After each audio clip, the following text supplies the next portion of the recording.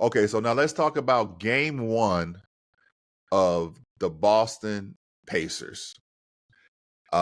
We both sat here and watched this game in pure utter frustration.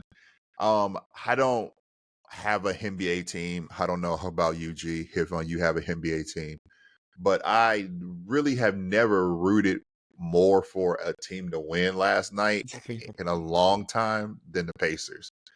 And to watch how they played down the stretch makes me so like let me think about this. Have you ever been to a restaurant, right? And you ate there, right? Mm-hmm. And then you were like, okay, it was cool, but it was like, and then like months later, years later, no, you be like, why didn't I eat here? Why don't I eat here more often? And then you go there, right? And you try it again, and then they remind you why you don't eat there so often. And this is what the Pacers did for me, right? They reminded me why I don't have a favorite basketball team, and I'm only a fan of players, right? That game reminded me why I personally can't root for a team, because I would lose my mind. It just wouldn't be as like they, you know what I'm saying? They did everything possible to lose the game. They had it in their hand and said, "Here, just take it away from us." Yeah, like I don't know what to do with this. I don't know what to do. Like every chance they had to press the issue, like they up 3, got the ball, stupid turnover, dodge a bullet, hit the ball back, even worse turnover. Hold on, wait a minute, we're not done. Dodge another bullet, a couple more. Tatum had 2 threes at it and he missed? Yeah. Because the first one, they ended up getting the rebound right away, and then, Haliburton did the dumb shit off his knee or whatever at half court. Right. They get the ball back. Tatum had another 3. They got, a punt back? Boston got before Turner got the rebound? Yeah. The inbounds play. It shouldn't even have led up to that, because we've had so many opportunities to just pump it up to 5. Or even 4 if we get to the line, get fouled, and just hit 1 of 2 of the free throws. Great. That's great. We're looking good, because now it's a 2-possession game. Exactly.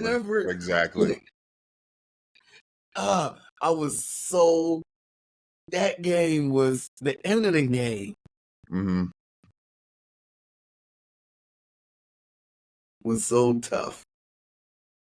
And I would have picked the Pacers to win that first game. Yeah. Game 1. We had talked off camera before that. Right. And I said, give me the Pacers game 1. And they had it. You're absolutely right. And the most frustrating part about the game is that at the end of the game, or say the second half, fourth quarter, they had the perfect game plan go at Al Horford. Yes. Right. And it was working. It was working. I don't even know his name. I didn't know his name yet, but Niesbrand or whatever. Nimbrand. That he hit Horford for like 6 in a row. He did. He made it very difficult. Like it's just so frustrating to see. Like probably my frustration lies with the just like the whole team actually, but but like the basketball coach for one. The coach. Definitely. The coach. Let's talk about the coach. The coach for one. Like, okay, so we both agree that the last play didn't decide the game. There was a lot of stuff that led up to for sure this point. But for let's talk sure. about that play with Brown and Siakam. Yeah, before that. When did Nesmith foul out? Nesmith fouled out when he had to foul Tatum on the fast break dunk when Tatum was going up with two hands and he smacked his arm. Went down south from there because they put McConnell in. For sure. So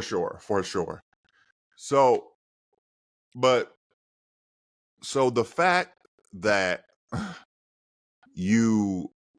when they scored, right? Mm-hmm. I want to say the Celtics called timeout right after they scored. Mm-hmm. Put the ball on the sideline. What kind of see? I'm getting pissed because what kind of conversation after that Boston timeout? What kind of conversation did they have that the Pacers have on their sideline when they come back out, right? To run a play where, okay, one, nobody is setting picks. Absolutely. Right? Absolutely. Everybody is making cuts away from the basket, from their basket. Right? Away from the basket and not even coming to the ball. Inbounder. Yeah. And then nobody calls timeout to advance the ball up to half court. What were they doing in that timeout? Like, was it like, were they playing Duck, Duck, Goose? Were they doing painting by the numbers?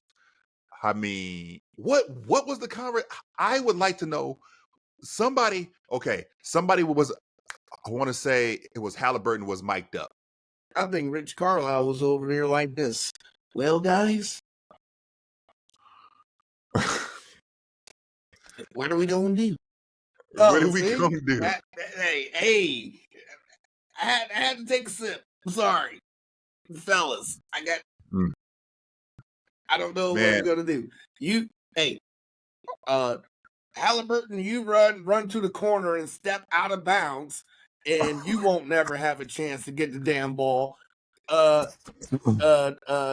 was the other dude that ran across and went to the half court, and he damn near went out of bounds, and then Siakam came down the middle. Right.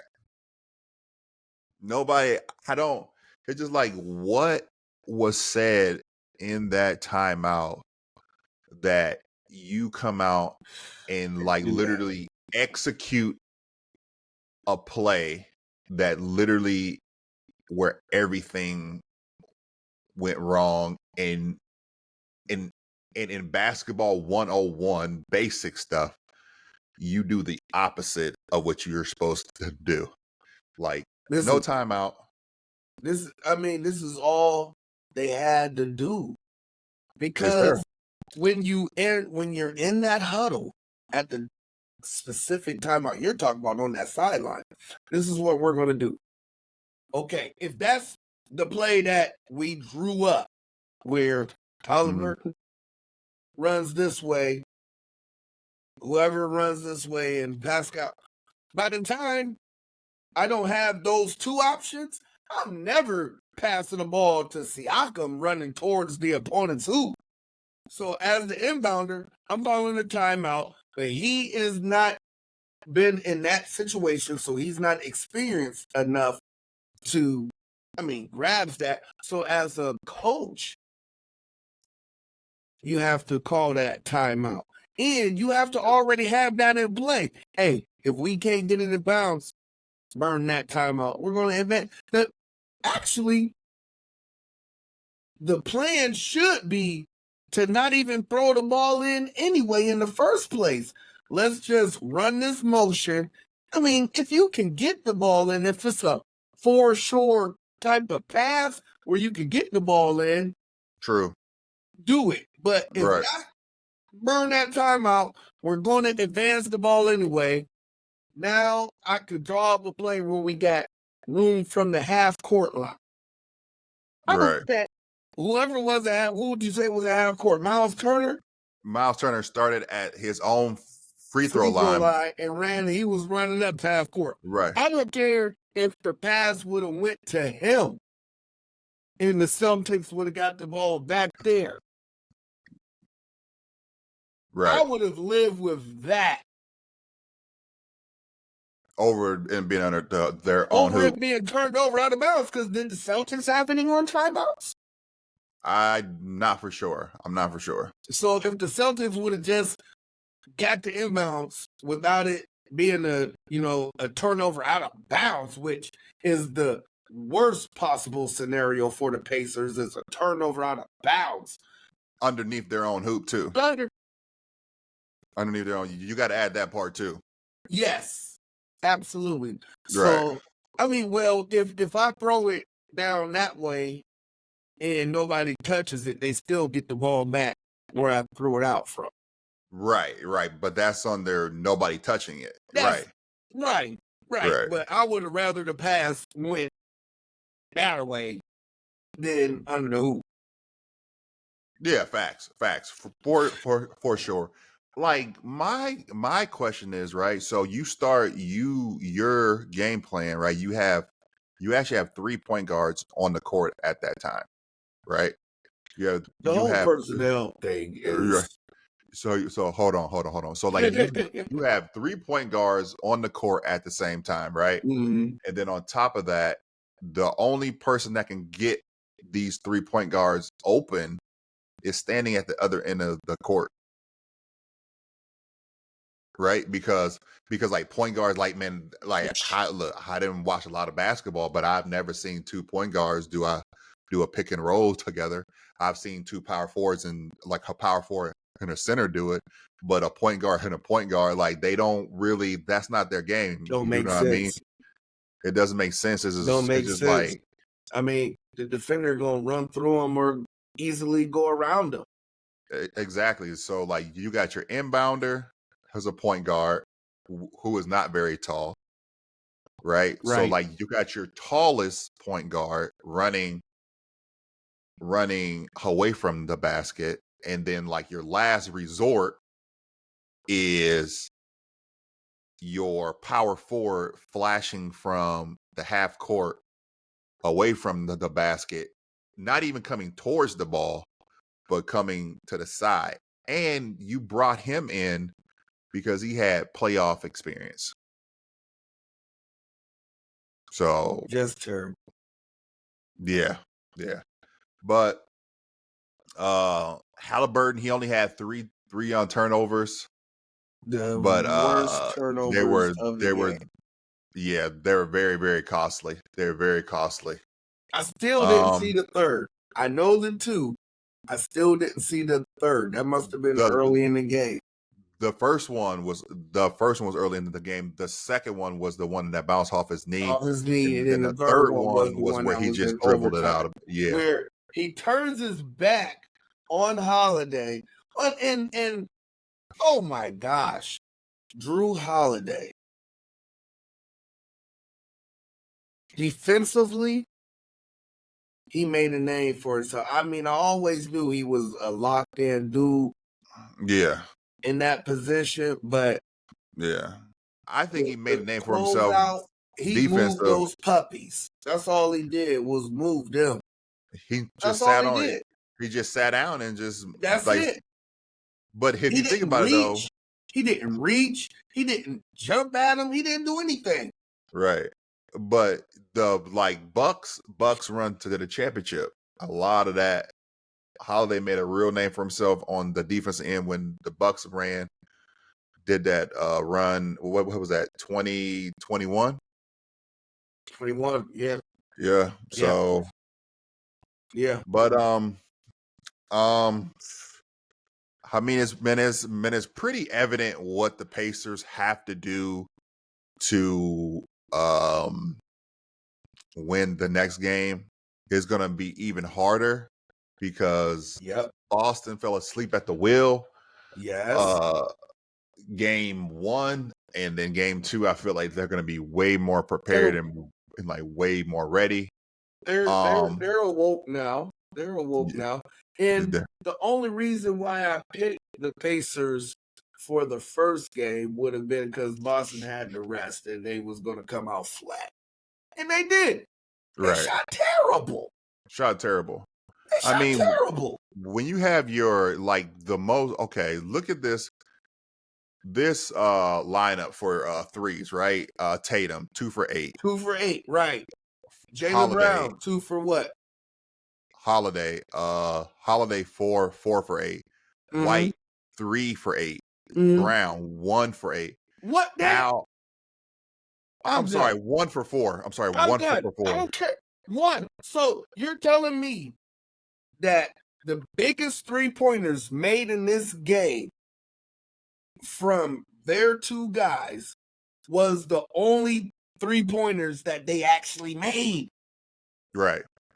But here, hold on. You won the game. They wouldn't even have those 3-point shots, bro. If they don't give them those opportunities, those shots would be null and void if they wouldn't have been putting those opportunities to hit the shots. That's true. And then you got Al Horford, 3 for 12. Big Al shot 12 threes. That's what you want.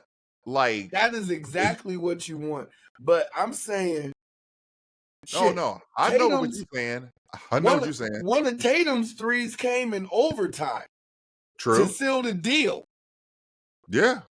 Brown's 3-pointer put it in overtime. True. Those shouldn't have even happened. Gotta do is simple inbounds play. It's even better than that. How's about we just dribble the ball out instead of dribbling it off our knee and diving into the half court out of bounds line, almost like breaking our tailbone. I said that was the biggest turnover of the game. Yeah. Over that inbounds pass. Mm-hmm. That was Facts. To me, that was bigger. Okay, so was already up 3. Even though they still dodged the bullet, right, and got the ball back, and still gave it right back. True.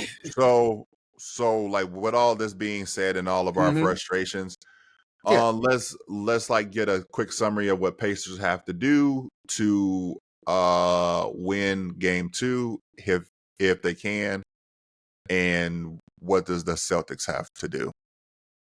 That's easy. That's real easy. Pacers don't turn the ball over. They actually shot the ball pretty decent. Mm-hmm. Just don't turn the ball over. You had 22 freaking turnovers. You can't do that for sure. Facts. Keep the same physical mentality that you had. Do that same thing you did. Just don't turn the ball over. With the Celtics, I expect them to definitely shoot a better percentage. There's no way that Brown and Tatum only get 3 threes combined. They're going to the Pacers are going to have to be prepared for a high shooting percentage game from the Celtics, and they're going to have to be able to withstand those runs on the road in Boston. Oh my gosh. It's just looking back. If there was a game that should have been stolen, that was stolen away. I've never seen somebody steal some money and then the person they stole it from came back and stole it from them in the same robbery. Because that was yeah. Because that's basically what happened, what we just witnessed. Right. I mean, it's like, I got a gun, I stick you up, I fumbled my gun, putting your money in my pocket, and you take my gun from me, and get your money back out my pocket. No, That's not talking about guns. That's not talking about guns. All right. Okay. All right. All right. So summary for me, right? Be aggressive, but without fouling. 30 free throws for Boston, only 10 for the Pacers. So be more aggressive, taking it to the hole, finishing, getting fouls. You got Al Horford down there. There is no other bigs. There's no reason for Zinga's coming back. Right. Like there's no reason for you to only get 10 free throws. True that. Yeah. True that. So we got that. The free throws take care of the ball. 21 turnovers, might as well have been 100, but 21 turnovers to 13 turnovers from the Boston. So so we'll like do the same thing for game 2 of the Pacers, and that is tomorrow.